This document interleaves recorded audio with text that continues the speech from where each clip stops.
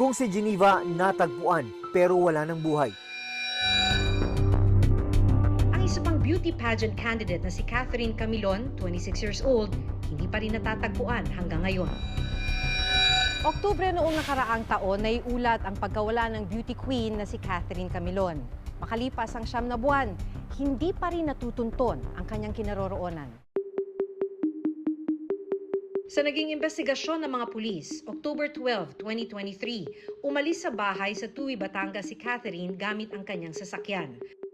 Ang paalam ni Catherine sa kanyang inang si Rosario, may taong kikitain lang daw ang anak sa Batangas City. Pero lumipas ang mahigit 24 oras, hindi na raw nakabalik si Catherine. Agad na idinulog noon ni Rosario sa mga pulis ang pagkawala ni Catherine. Sa ginawang backtracking ng Tuwi Municipal Police, nahagip ng CCTV camera si Catherine habang naglalakad sa isang mall sa Lemery, Batangas. Pero hindi na nakuhanan ng camera ang kanyang sumunod na pinuntahan. Unang linggo ng Nobyembre 2023, 2 saksi ang lumutang at nagsabing nakita nila ang dugo ang katawan ni Catherine na inililipat daw ng 3 lalaki mula sa kanyang sasakyan papunta sa isa pang SUV. November 8, 2023, ang itinurong sasakyan na pinaglipatan ng katawan ni Catherine natagpo ang inabandona sa isang bakanteng lote sa barangay Dumuklay, Batangas City. So nung pinakases po yun ng SOCO ay may mga na-recover po doon ng mga hair strands, pati po ng mga dugo po sa isang sponge po. So nung kinuha po to, pinakases po, sinuwab po yan at ikinumpara po at kinuhanan din po ng DNA pa specimen po yung mga magulang at nagmatch po. Hindi nagtagal, isang pulis ang tinukoy na sangkot di umano sa pagkawala ng biktima.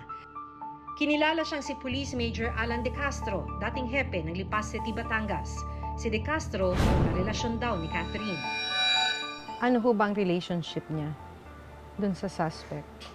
Naging boyfriend niya na hindi naman niya ipinaalam sa amin.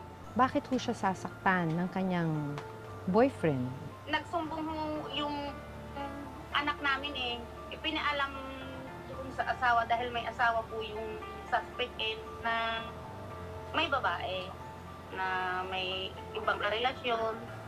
Yun ho, siguro baka yun ho ang isang dahilan. November 2023, sinampahan ng kasong kidnapping at illegal detention ng pulis, kanyang bodyguard at 2 pang hindi nakikilalang lalaki.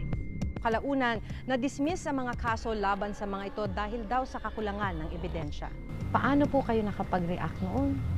Masyado ho kami na-dismiss kaya sa naging resulta ho ng aming ikinaso. Pero satisfied po ba kayo sa ginawang investigasyon sa kaso ng anak ninyo?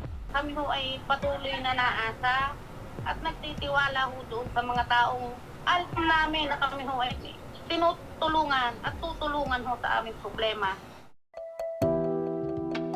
Makalipas ang 9 na buwan, hindi pa rin nawawala ng pag-asa sina Rosario na makikitang buhay ang kanilang anak. Hindi ko pa naman ho isinasapuso't isip na siya ay wala na at hindi pa naman ho namin siya nakikita Saan po kayo kumakapit? Wala po. Panginoon Diyos ho talagang nahingi ng awa.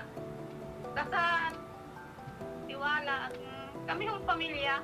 Sabi ko sa amin, kailangan namin maging matatag. Ang mahirap po is the not knowing, Napakahirap po araw-araw. Wala kaming alam. Araw-araw iisipin namin nasaan ka. Ipinapalagay na lang namin na nandyan siya. Nandyan lang siya. Itinanong namin sa tagapagsalita ng PNP kung ano ang update sa kaso ni Catherine.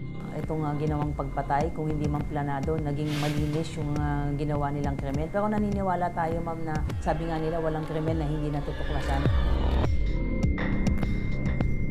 Nakaapekto raw sa kaso na wala silang natatagpo ang katawan ng biktima. Maliban nga dito sa scarcity ng witnesses, ay wala talaga tayong corpus delicti na sinasabi yung body of the crime. Kaya nga ang sinampalang muna nating kaso, ma'am, serious illegal detention at saka kidnapping kasi wala tayong katawan na masasabi na talagang pinagplanuhan. Malaking hamon rin ang kawalan ng saksi sa tunay na sinapit ni Catherine. Kapag wala tayong makuwang witness na makakapagbigay sa atin ng lead kung saan-saan pumunta itong ating mga hinahanap, yung ating mga suspects din. presidente ng Volunteers Against Crime and Corruption o VACC. Yung collection of hard pieces of evidence medyo mabagal, kulang-kulang. When it comes to forensic, limited also yung human resource o mga expert natin. Kailangan may support pa rin from the national government or other agencies. Pagbili, pag-acquire ng mga scientific, mga high technical devices. Yung witness protection program should be amended, revised into a stronger law. This is a call for the PNP leadership na palakasin nila talaga yung anti-crime initiatives nila, anti-crime prevention, at yung crime solution. Maaaring may lapses. May mga pagkakataon na may mga, yun ang isa sinasabi na yung may mga particular tayong kinaso, bakit may mga lapses tayong napupuna. At yun naman ma'am ay hindi isinasantabi ng PNP, hindi yun pinagwawalang bahala. Na mananagot talaga ang dapat mananagot dito. Dating nanumpa na proteksyonan. Tapos ito ngayon pumapatay. Isa pang nagpapahirap sa ganitong investigasyon kapag pulis mismo ang sangkot sa krimen. Kasi ito mga pulis, law enforcement as one pillar ng criminal justice, ang lalakas ng loob gumawa ng ganitong karumal-dumal na krimen simply because they know walang certainty of arrest na makakalusot sila. Importante talaga rito na yung mechanism na pag-filter out ng scalawags. Dahil these people are the ones who give a bad name to the Philippine National Police.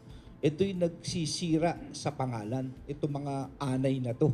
We will make sure that the ends of justice will be served. Umaasa ang pamilya ni Geneva at Yitzhak na mapanagot ang mga nasa likod ng kanilang pagkamatay. Tamang proseso. Kung sinong gumawa, siyang managot. Walang ibang maapekto. Si Rosario, dalangin pa rin na matulungan silang mahanap ang nawawalang si Catherine.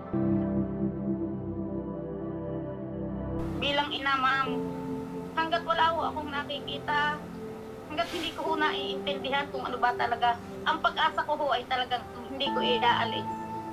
Buong puso ho akong naasa.